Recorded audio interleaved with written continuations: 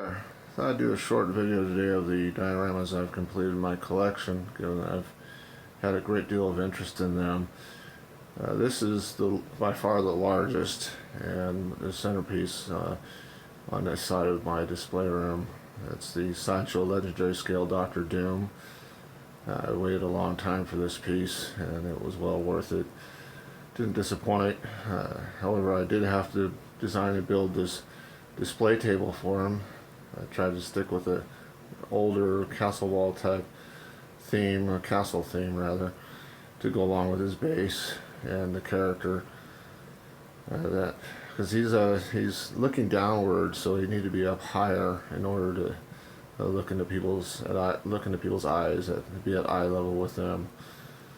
And anyhow, the castle wall itself is made out of a sheet of foam insulation from Lowe's that I cut down and molded with a hot knife to make it look like stonework. Painted it, obviously. The window is a 100-year-old leaded glass window that I used stained glass paint to give it that stained glass appearance.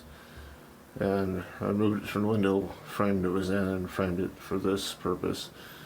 Embellished on top from Hobby Lobby. The torches are actually 3 different components. A wall candle holder that I modified, cut the back off of to mount onto the wood, stained wood. And then the flame design candle holder I mounted onto the wall candle holder to give it that torch look. Dr. Doom himself.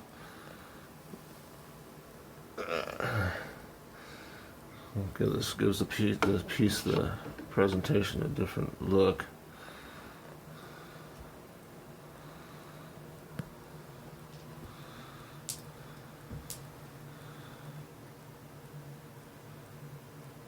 I think the overall effect is just awesome. Dwell on that for a second. Pretty damn cool. Alright, moving on to 1/6 scale dioramas. And King Leonidas. This one is comprised of materials again purchased from Lowe's. The tile, it's a smaller cut tile, and I grouted it with, I cut it to fit onto this base here and everything, designed it to work the way I wanted it to, and grouted it with ballast from model railroad stuff. The columns I sourced from Barbie of all things, then I painted and weathered them. The statue is a Hebe, the Greek goddess of youth, which I thought was appropriate, and I weathered her so that she wasn't so white. And then mounted the bushes into the urns. The smaller pedestals I painted and weathered, and then same with these urns in front. The flames are from Tamashi Flame Effects. I just cut them off, the larger pieces, to suit what I needed. The other urn down there I broke up, cut it up rather, and same thing with that pedestal. And the coals are spray painted pebbles or gravel, whatever. Once again, I think the effect is pretty damn awesome. You can see the aged look of the tile that was used.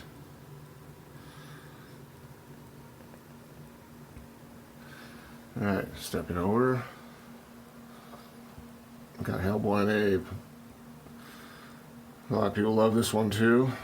And this one again took some doing to figure out exactly how I wanted it to come together. I wanted a winter scene, something that tied into these characters. And I looked for this angel statue. This is the Armata, A-R-M-A-I-T-A statue. And found it one final on Amazon. They were sold out everywhere else. And then this base is actually a candle holder from Hobby Lobby that I painted and weathered to match the statue. Catches lighting a little differently though. Alright, well, back to this. Apparently my cell phone times out on video after so long. Anyhow, all the 1/6 scale figures are from Hot Toys. That's too bright. There it goes.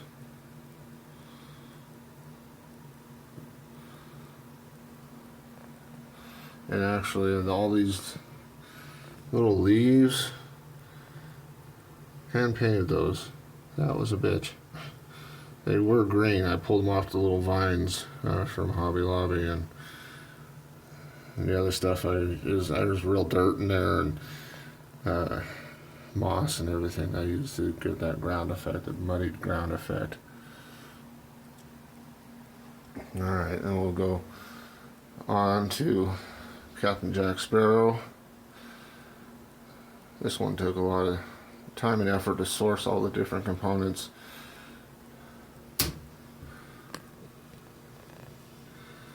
Actually, if it catches the glint, he's such a cool looking figure. The treasure, didn't want this plastic costume jewelry or anything, so I sourced individual pieces from different places all over, primarily through eBay and whatnot. It kind of gives you an idea of what's in there.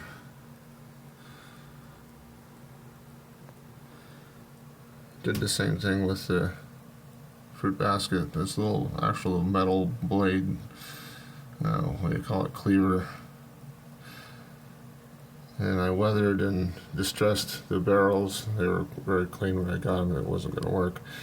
The map is from a dollhouse thing, and it was framed. I pulled it out of the frame and torched the edges to give it a weathered look.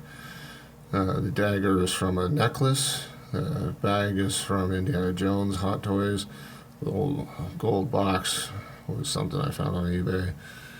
This box was, I bought it and it came with some wine barrels, and I stained it and attached the little handles of twine that I put the silver bead on.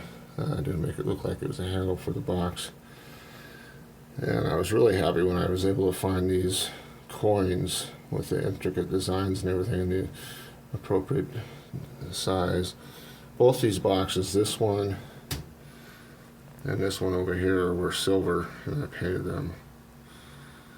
And the cannon, that's a Denix, D-E-N-I-X cannon. You can find them on eBay sometimes. They're not too cheap. The wood flooring is all individual strips that I applied and then stained, weathered, distressed, and that was a pain in the butt. Anyway, I move him around in different poses. It works well. And last but not least, moving down from Hellboy, you got Indiana Jones and the Boulder scene. This one was hard. Anyhow, it's 3 different components. They interlock to fit into the detolf, and it's again made out of foam with I used the hide back once again. It's like I was saying, it's foam that I used a hot knife to shape and melt and so forth to get that rocky appearance and to get the way I want it to be.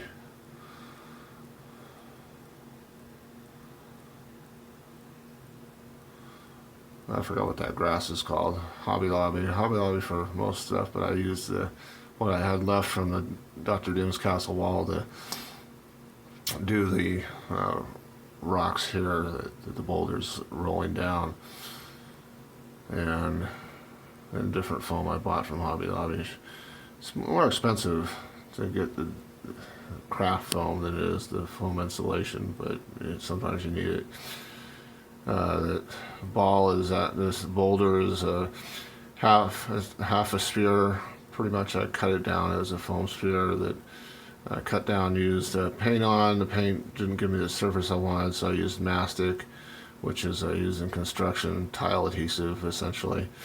and then I painted it and weathered it to give it that appearance. And Indiana Jones is a Hot Toys DX05 with a custom MJ toy head sculpt that was painted by Thomas Trebank. And then the whip, gun belt, and holster, and the strap for the bag, satchel, whatever you want to call it, is from Mike Fisher. And he custom makes those. The overall effect, let me come over here.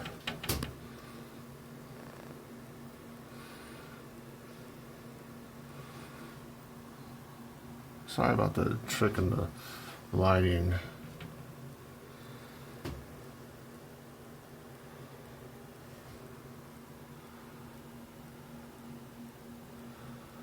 Totally works. Alright, before I go, I just wanted to capture this. Just different effects that it gets through different lighting. I turned off the light in the room and left the window open. It gives a much more sinister look. It's pretty damn cool.